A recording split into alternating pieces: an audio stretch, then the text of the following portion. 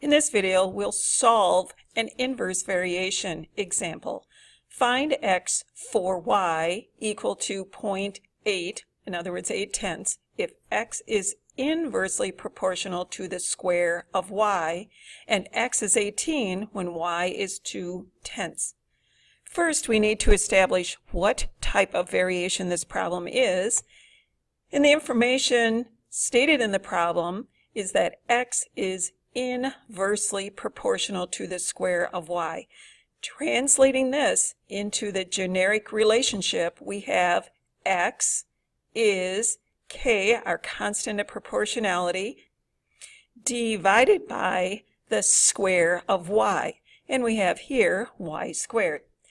Next, we need to find the value of k. Right now we have an equation with 3 unknowns, and in this problem they told us that when x is 18, y is 2/10. We'll use that ratio in place of those variables to solve for the value of k.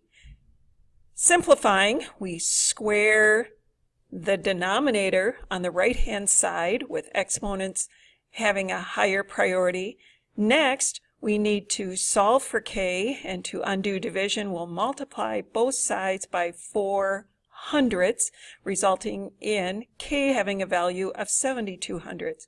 We now can complete our relationship for this variation. The final equation for this particular example is x is equal to 72/100 divided by y squared. Knowing the equation, we now can go forward and answer the question. Find x when y is 8/10. We'll replace y with 8/10. Simplifying, we'll square 8/10 in the denominator.